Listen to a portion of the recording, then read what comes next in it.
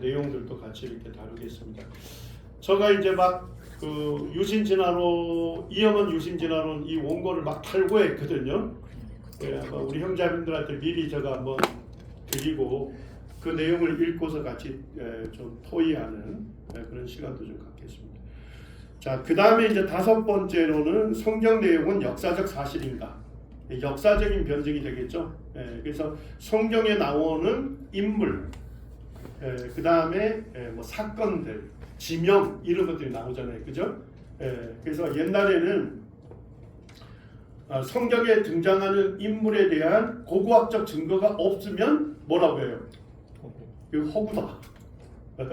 고고학적 증거도 없는 역사적인 실존하는 증거도 없는 그런 사람을 등장시켜서 이게 이야기가 써졌기 때문에 성경은 역사적인 허구다. 뭐 이런 식으로 이제 많이 공격했어요.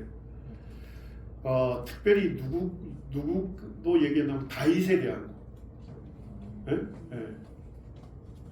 아주 오랜 기간 다윗의 고고학적 증거가 없었습니다. 그런데 사실 성경에 다윗에 대해서 굉장히 많이 내용이 할애되어 있죠. 많이 되어 있잖아요. 그런데 최근까지도 엄청나게 공격하다가 1991년에 처음으로 다윗의 이름이 기록된 석판이 발견이 됐어요. 그리고 그 이후로 쭉 이제 석판들이 발견됐습니다. 그러면서 이제 더 이상 이제 다윗은 신화적 인물이다, 허구다 하는 그 공격이 이제 멈춰졌죠. 그래서 이제 저는 이제 이것에 대해서 되게 관심이 많아요. 이제 뭐 그 성경의 땅 답사를 이제 우리 성도님들 모시고 많이 다니거든요. 한 해는 뭐 이스라엘 요르단, 그 다음에는 이제 그리스 터키 이런 식으로 이제 다니기 때문에 특별히 이제 고고학적 증거들 이런 것들을 많이 살펴봐요. 그리고 예전에 이제 한 형제님이 저에게 그 대영 박물관하고 루브르 박물관 가봤냐 그러더라고요. 그래서 아유 저거 못 가봤다 그러니까 아유 뭐 변증 사역하시는 분이 남의 그 올려놓은 사진 캡처해서 쓰냐? 직접 한번 다녀와라. 그래가지고 이제 이 형제님이 이제 15일 동안 이제 가는 비용 뭐 이런 것들을 이제 지원해 주셨어요. 그래서 이제 그 영국 런던에서 이제 대형 박물관에서 일주일, 루브르 박물관에서 일주일 이렇게 이제 했는데 대형 박물관에 갔더니까 성경의 유물이 진짜 그득그득하더라고요. 그리고 그 나라 이 영국에서는 기독교 국가라서 그런지 몰라도 그 유물이 성경의 어느 구절과 관련된, 그리고 어떤 역사적 배경 이런 것까지도 거기에 영어로 자세하게 써놨어요. 유물 앞에다가. 그래서 이제 저희 이제 가기 전에 제가 이제 공부를 다 했죠. 이제 지금은 이제 박물관에 그 소장되어 있는 자료들이 전부 공개되어 있어요. 아주 자세하게. 그래서 이제 뭐 아시리아 관에서는 뭐 어떤 성경 관련된 그런 석비 뭐 이런 것들 공부를 쫙 해가지고 이제 그걸 가서 확인하면서 이제 찍어오면서 공부를 한 거예요. 그렇게 해서 굉장히 유익한 시간을 보내는데 제가 이제 그런 공부들을 하면서 느낀 것은 뭐냐면 성경에 등장하는 인물은 실제 역사적인 자료나 고고학적 증거에 차고 넘쳐요, 그냥. 우리 이제 뭐 바벨론 제국의 느부갓네살 왕 있잖아요. 느부갓네살 왕에 대한 뭐 이름이 기록되고 그 관련된 그런 고고학적 증거는 대형 박물관, 루브르 박물관, 뭐 수두룩이에요, 수두룩. 그러니까 뭐 사네립 등장하잖아요. 역사에서 세나케립이라는데 그런 것들이 그대로 다 있습니다. 그래서 실제 이제 유튜브에 가시면 제가 성경과 세계사 이렇게 해서 그때 한 30시간 했어요. 성경과 세계사 이래서 이제 창세기부터 요한계시록까지 거기에 나와 있는 인물, 사건, 지명 이거와 관련해서 쭉 스토리로 진행이 됐습니다. 그래서 거기에 있는 내용 몇 가지만 제가 요번에 활용하겠지만 관심 있는 분들은 한번 보시기 바랍니다. 그 다음에 이제 예수님은 실존하셨는가? 그 어떤 분들은 예수님이 역사적으로 존재하셨는가조차도 안 믿는데 요즘 뭐 역사적인 문헌이 너무 많아서 예수님이 역사적으로 실존하셨다. 그렇다면 정말 그분이 구약 성경에서 말씀하는 메시아냐, 그리스도라는 그런 증거가 있느냐, 이런 것도 이제 살펴보고요. 예수님의 죽음과 부활 사건에 대해서도 자세하게 살펴보겠습니다. 그리고 예수님만이 구원의 유일한 길인가, 요 정도 한 8가지 주제가 이번에 다룰 내용이 되겠습니다.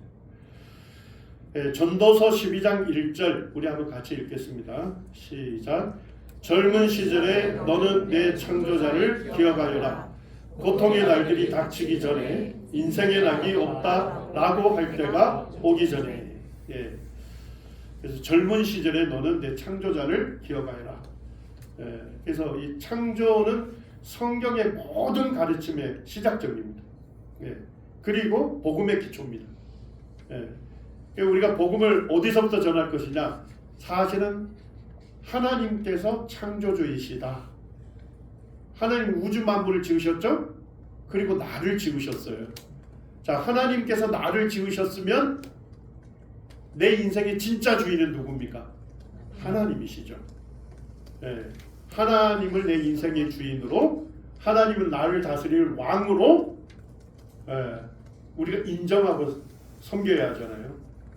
내가 주인 되려고 하는 거, 내가 왕이 되고 싶은 거, 내 마음대로 인생을 살고 싶은 거, 이게 하나님께 대한 뭐예요? 반역이죠. 이것이 근본적인 죄가 됩니다. 그 죄로 인해서 수많은 죄의 열매들이 맺혀지는 것이죠. 이게 복음의 시작이에요. 그래서 사도 바울이 복음을 전할 때, 사도 바울이 에베소에서 몇 년 사역을 했습니까? 3년 사역을 했죠.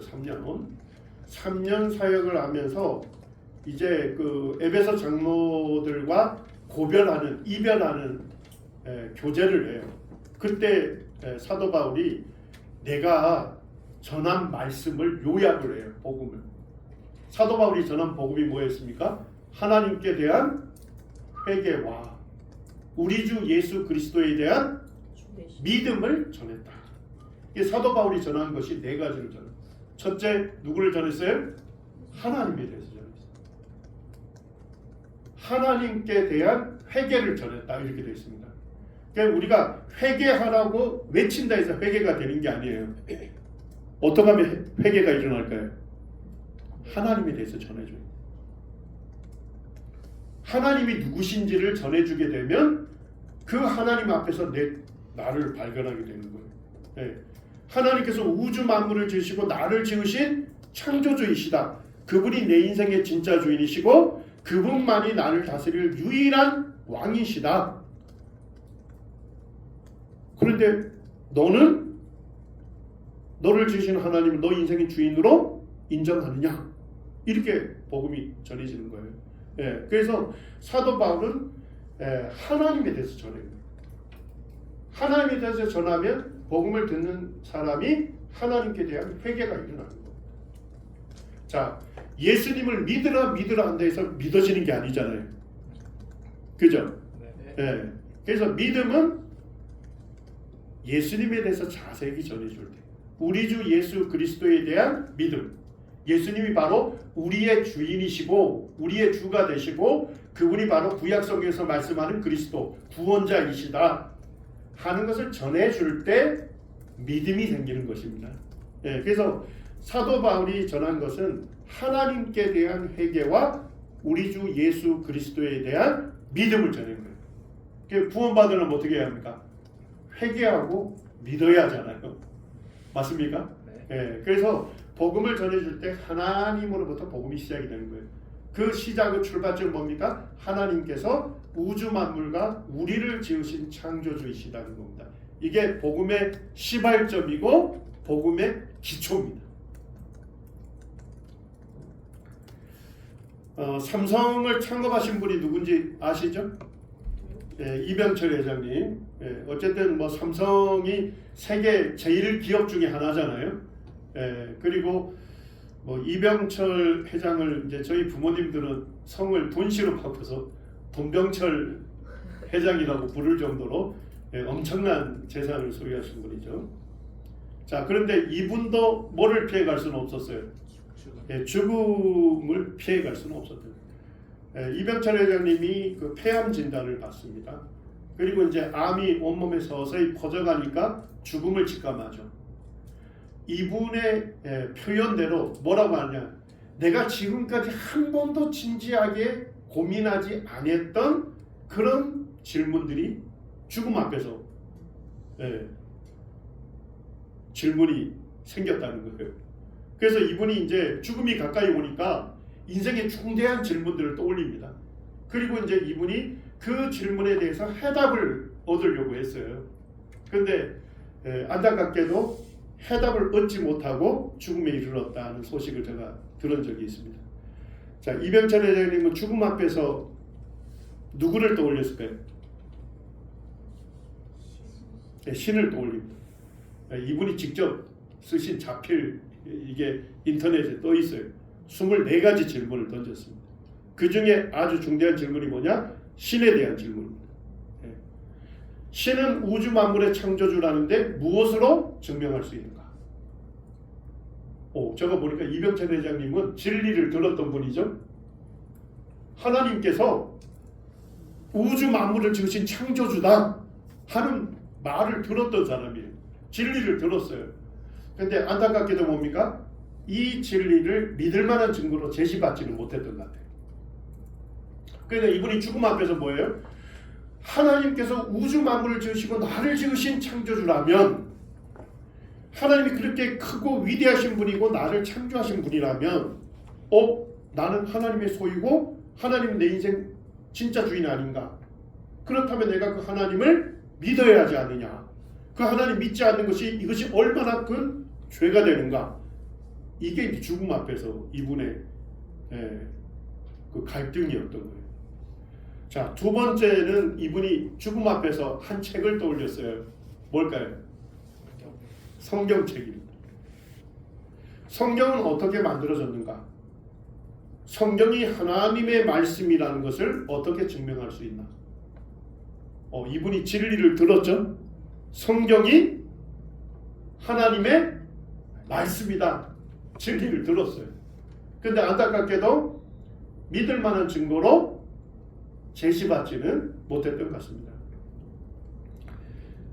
어쨌든 이분이 인생의 아주 중대한 질문들, 하나님에 대해서, 또 성경에 대해서, 이분이 왜 성경이 하나님의 말씀이란 이거에 대해서 고민했을까요?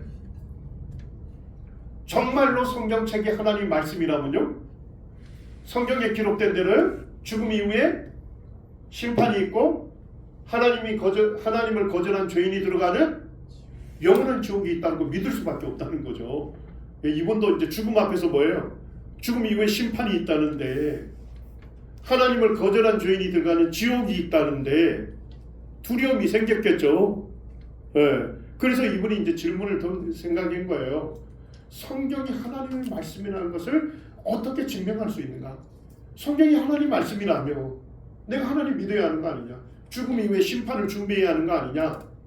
정말로 하나님 거절한 죄인이 들어가서 영원히 형벌받는 지옥이 있는 것이 사실이 아니냐? 이런 이제 고민들이 있었던 거예요. 근데 이제 이 인생의 중대한 질문을 잘 떠올렸는데 누구한테 부탁을 했냐면, 이 질문을 보냈냐면 캐톨릭 신부한테 보냈어요.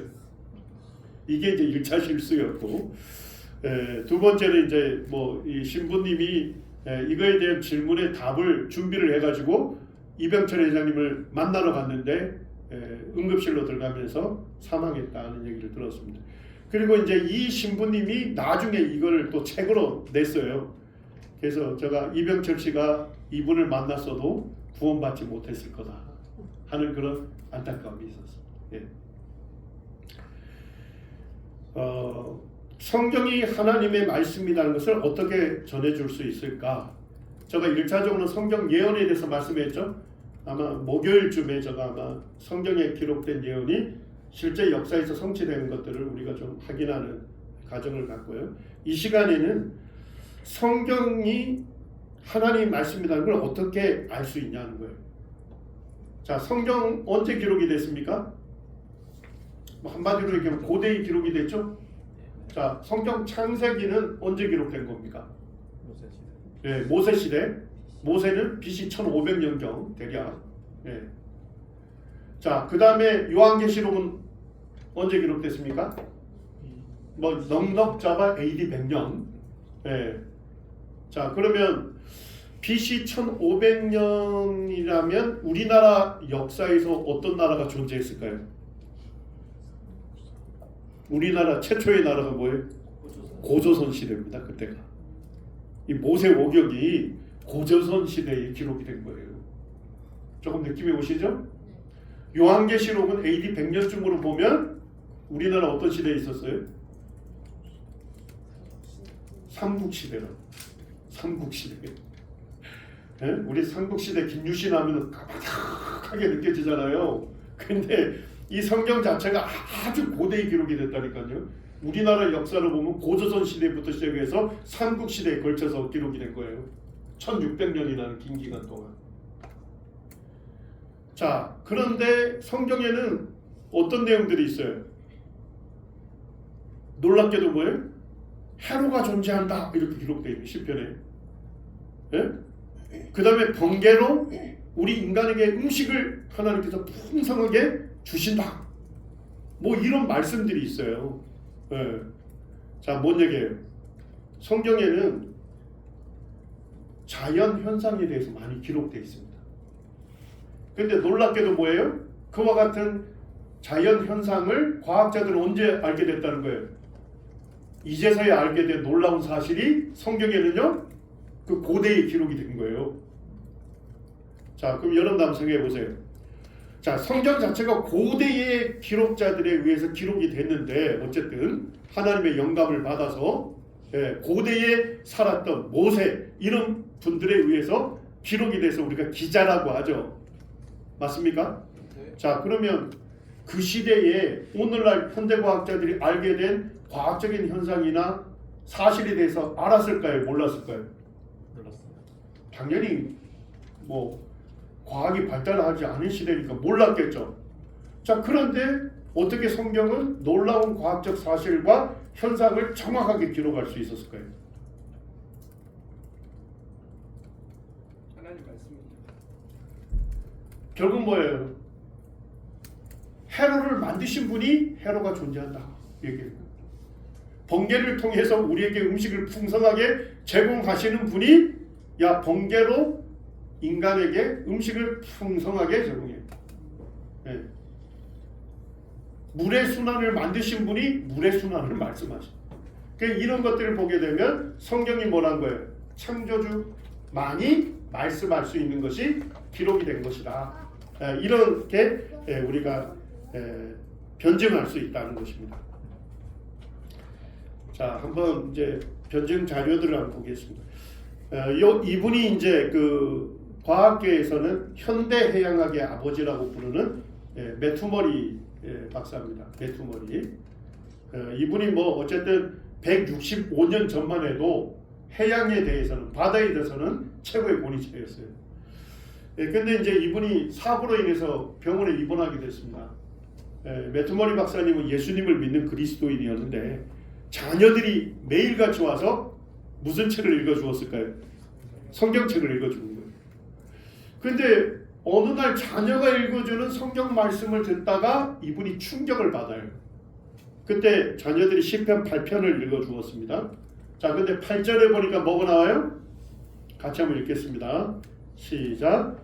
공중의 새와 바다의 오족과 해로에 다니는 것이니라. 자, 하나님께서 창조한 것들이 나오는데 어떤 것들이 있어요? 해로에 다니는 것들이 나오는 거예요. 자, 여기에 보니까 해로가 나온 거예요. 바닷길.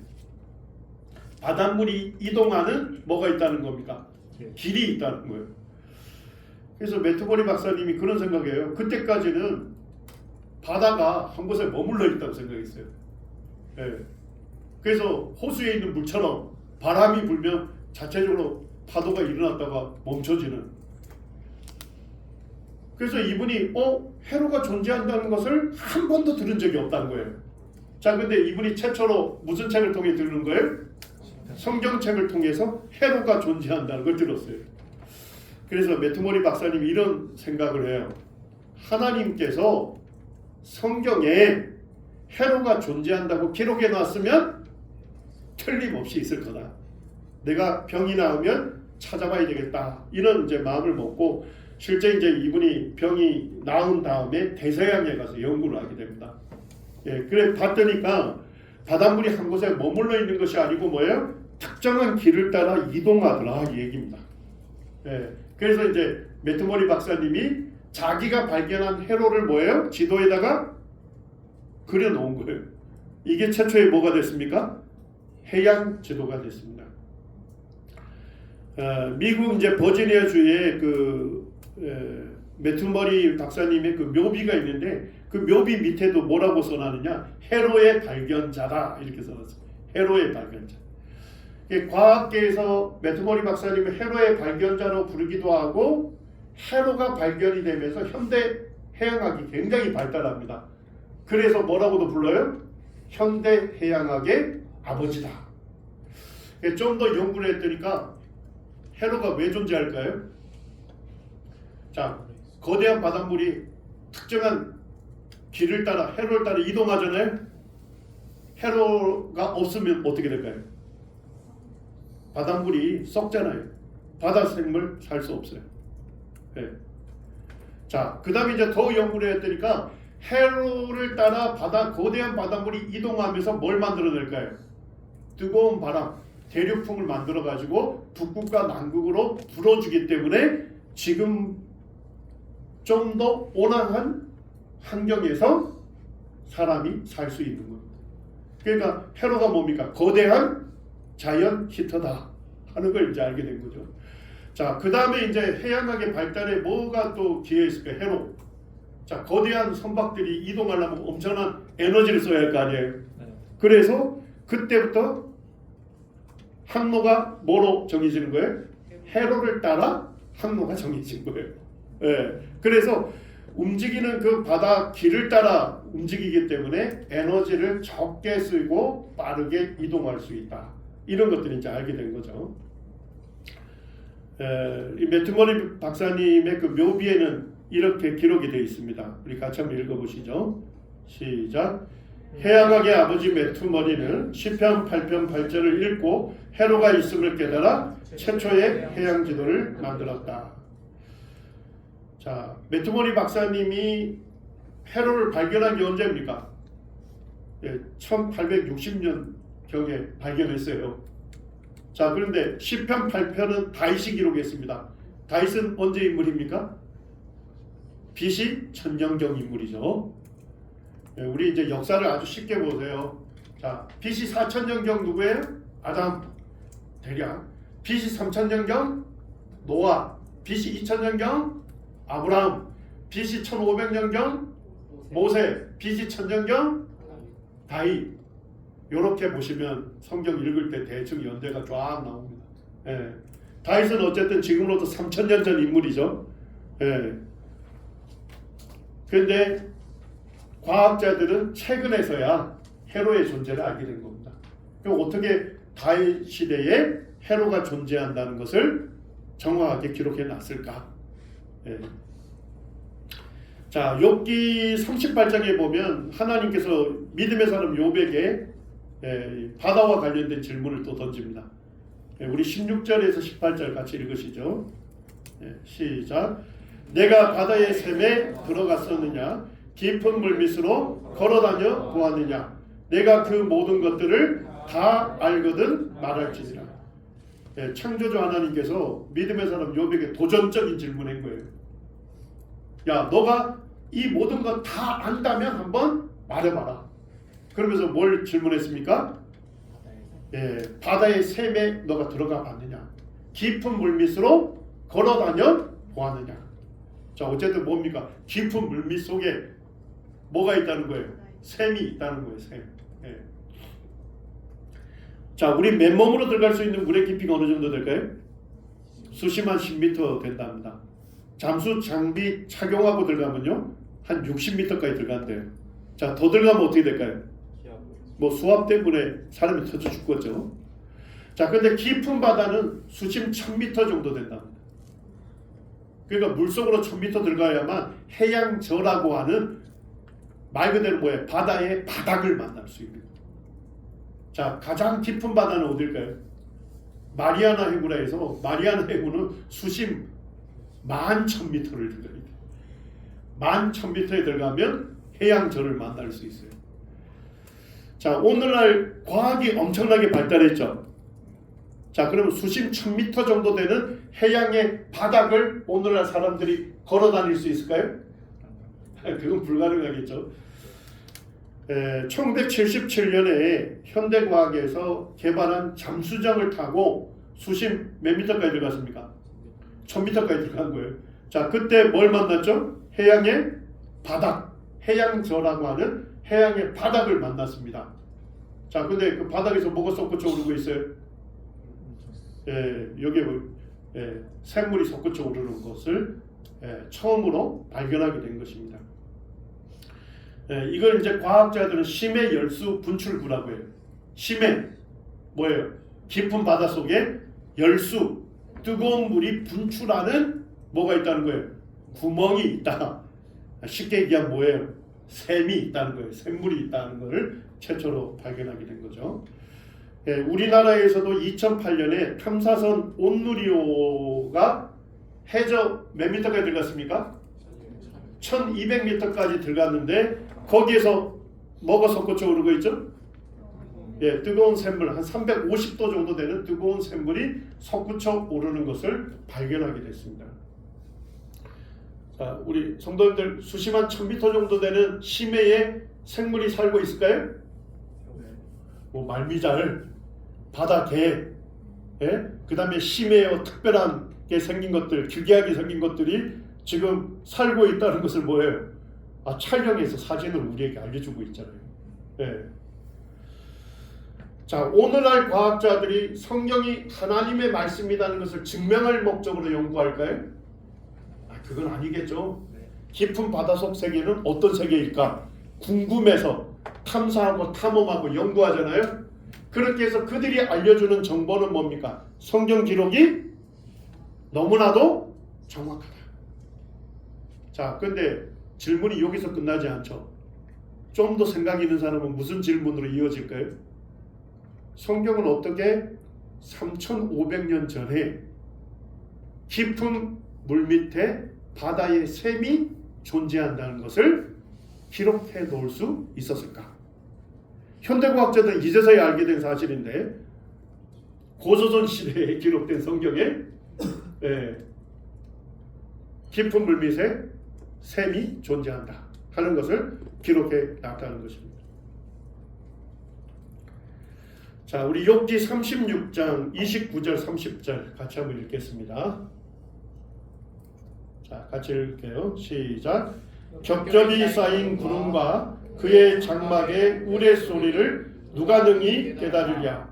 보라, 그가 번갯불을 자기의 사면에 펼치시며 바다 밑까지 비치시고 이런 것들로 만민을 심판하시며 음식을 풍성하게 주시니라. 자, 30절에 그는 누굴 얘기합니까? 하나님.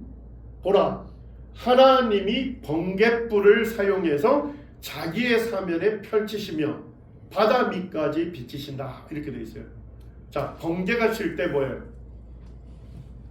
한 3만도 정도 엄청난 열이 생산이 됩니다. 자, 3만도면 어느 정도일까요? 태양의 겉표면 온도가 5500도예요. 태양의 겉표면 온도가. 자, 근데 번개가 칠 때 3만도 정도 되는 엄청난 열이 만들어져요. 자, 엄청난 열이 생기면서 뭐예요? 강한 빛이 만들어지겠죠? 그래서 칠흑 같은 어두운 밤도 뭐예요? 번개가 치면 대낮처럼 환하잖아요. 자, 그걸 말씀하신 거예요. 번갯불을 자기의 사면에 펼치신다 이런 뜻이에요. 자, 그리고 뭐예요? 바닷속 세계는 무슨 세계예요? 깜깜하잖아요. 근데 번개가 치면요 강한 빛이 만들어지면서 바다 밑까지 비친다. 흔히 비친다는 거예요. 자, 여기까지는 이해가 되십니까? 네. 이런 것들로 번갯불로 만민을 뭐하기도 하셔요? 가끔 번개에 맞아서 사망한 사례가 나올 때가 있어요. 뉴스에. 자, 그런데 번개불로 음식을 풍성하게 주신다. 자, 이건 좀 이해가 되시나요? 하나님께서 번개를 치어서 칠흑같이 어두운 밤도 대낮처럼 밝게 하고 깜깜한 바닷속도 흔히 비춰주고, 가끔 번개에 맞아 사람이 죽게도 되는데 하나님께서 번개를 사용하셔서 우리에게 음식을 풍성하게 준다는 겁니다. 자, 대기 성분 중에 제일 많은 성분이 뭡니까? 질소가 78%입니다. 산소가 21%. 뭐 이산화탄소 이런 것들은 이제 0.1ml 아주 소량이 있어요. 자, 산소가 21%인 거는 아시죠? 자, 우리 산소 마시면 뭘 만들어내죠? 이산화탄소 나오긴 한데 ATP를 생산하게 되죠. 이 ATP라는 생물 에너지를 사용해서 호흡 근육이 수축해요. 그래서 우리가 뭐 할 수 있어요? 호흡할 수 있다니까요. 그 다음에 ATP를 사용해서 팔다리 근육이 수축해요. 그래서 뭐 할 수 있어요? 걸어 다닐 수 있다니까요. 자, 산소가 21%건 이해돼요. 근데 질소는 왜 이렇게 많을까요?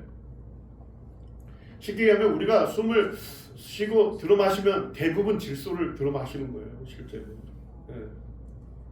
식물들이 단백질을 생산하려면 질소를 머금어야 돼. 질소 없이는 식물이 단백질을 생산할 수 없어요. 식물들이 질소를 머금고 단백질을 생산하고 생명력 있게 살기 때문에 풍성한 열매를 맺을 수 있어요. 자, 그런데 공기 중에 대부분이 질소죠. 그런데 공기 중에 있는 질소가 바로 식물에 못 들어가요. 어떻게 들어갈까요? 번개가 쳐야 한다는 거예요. 자, 번개가 치면 3만 도 정도 되는 엄청난 열이 생산이 된다 했죠? 그 엄청난 열에 의해서 질소와 산소가 결합을 합니다. 이걸 산화질소 결합물이라, 혼합물. 산화질소 혼합물을 오늘날 뭐라고 부를까요? 질소 비료라고 하는 겁니다. 이 질소 비료가 뭐와 함께 땅으로 떨어져요? 비와 함께 땅에 떨어지는 거예요. 산화질소 화합물은 식물의 뿌리가 흡수할 수 있습니다. 그래서 질소를 머금고 뭐예요? 단백질을 생산하고 생명력 있게 살기 때문에 열매를 풍성하게 맺게 되는 겁니다. 자, 식물의 풍성한 열매가 우리 인간에게 뭐로 제공이 됩니까? 음식으로 제공이 되잖아요.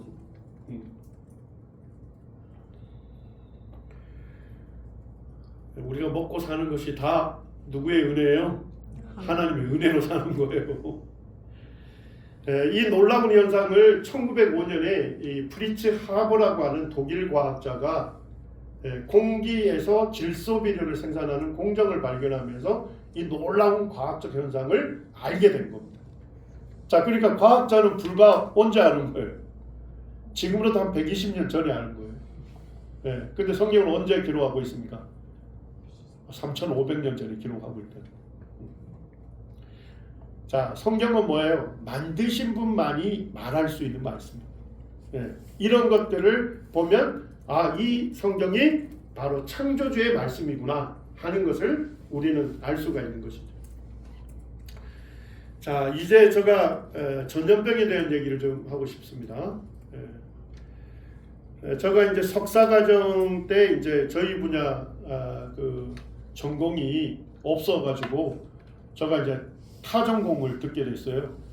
그때 이제 그 공중보건학 전공을 했는데 저희에게 이제 그 공중보건학을 가르치는 교수님이 본인이 쓰신 책이라고 해서 가지고 오셨어요. 자, 근데 책 이름이 뭐예요? 성경 속 의학 이야기. 저는 좀 이해가 안 되더라고요. 성경은 고대에 기록이 됐잖아요. 그런데 현대의학에서 이제서야 알게 된 뭐 전염병의 예방법이나 관리법 이런 것들이 성경에 기록이 되어 있다는 것입니다. 그래서 이제 제가 놀라워가지고 그 교수님한테 받은 책을 읽어보면서 제가 굉장히 놀라웠어요. 그때 이제 이야기를 제가 좀 자료로 만들어봤습니다. 자, 공중보건학이 뭡니까? 공중 사람들이 집단으로 생활할 때 보건이 뭐죠? 어떻게 건강을 보호할 것인가? 그러니까 공중 보건하기 위해서 주로 배우는 게 뭡니까? 전염병을 예방하는 거. 그 다음에 전염병에 걸린 사람을 관리하는 거. 이걸 이제 주로 배워요. 예. 자, 그런데 이제 우리 보면 뭐 고대에는 흑사병, 파상풍, 뭐 근래 오면서 사스, 메르스, 신종플루, 코로나19를 우리가 3년 겪었죠. 예, 이런 세균이나 바이러스에 의해서 감염이 되는 병이라 해서 무슨 병이라 부르죠? 감염병 이렇게 불러요. 자, 근데 감염병에 걸린 사람을 접촉하면 어떻게 돼요? 그 사람에게 전염이 되죠. 그래서 뭐라고도 불러요? 전염병이라고도 하는 거예요. 예. 뭐 어쨌든 우리가 코로나19 3년을 겪었기 때문에 지금 이제 소개하는 내용을 아주 쉽게 이해할 수 있을 것 같아요. 자, 민수기 19장에 가면 하나님께서 이스라엘 백성들에게 명령을 하십니다. 자, 11절에 보니까 사람의 시체를 만진 자는 며칠 동안 부정한다고요? 네. 사람의 시체를 만진 사람은 7일 동안 부정한 자가 되는 거예요. 부정한 자. 그래서 16절에 보니까 누구든지 들에서 칼에 죽은 자나 시체나 사람의 뼈나 무덤을 만졌으면 7일 동안 뭐 한다고요? 부정하리니 이렇게 되어 있습니다. 자, 부정한 자를 어떻게 알아요? 민수기 5장 2절에 가니까 어떻게 알아요? 죽음으로 부정죄된 자를 다 진영 밖으로 내보내라 명령하셔요. 자, 진영이 뭐예요? 아, 진영 캠프잖아요. 캠프. 네? 네, 유대인들이 출애굽해서 광야를 지났잖아요. 그죠? 네. 그러다가 구름 기둥이 멈추면요, 그 자리에 성막을 짓고 그 다음에 동서남북으로 캠프를 쳤잖아요. 예. 진영, 쉽게 얘기하면 마을 공동체다 이런 얘기입니다. 그러니까 시체를 만진 사람은 7일 동안 부정한 자가 되죠. 자, 이 사람은 집으로 갈 수 있어요, 없어요? 없다는 거예요. 뭐 하라고요? 마을 공동체 밖으로 내보내라 이 얘기입니다. 이해가 되시나요? 자, 이거를 코로나 기간에 뭐라고 불렀습니까? 사회적 격리. 그러니까 시체를 만진 사람이 있으면 7일 동안 부정한 자가 된다. 사회적 격리를 시켜라. 이렇게 명령하십니다. 자, 왜 시체 만진 자를 특별히 부정하다고 하고 7일 동안 격리시키라 하셨을까요? 예, 시체가 인간에게 전염될 수 있는 가장 많은 균을 보유하고 있는 매체입니다. 자, 그러면 시체를 만지면 시체에 있는 균이 만진 사람에게 뭐 할 수 있어요? 옮겨질 수 있겠죠. 자, 그러면 그 세균이 그 사람에게 뭘 일으킬 수 있습니까? 질병을 일으킬 수 있는 겁니다. 자, 거기서 끝나지 않습니다. 시체를 만진 사람은 7일 동안 격리를 당하고 19절에 보니까 그는 어떻게 하래요? 자기 옷을 빨고 물로 몸을 씻을 것이다. 자, 왜 이렇게 명령하셨을까요? 아니, 시체를 만졌으면 시체에 있는 균이 만진 사람의 옷에도 묻을 수 있겠죠? 몸에도 묻을 수 있겠죠?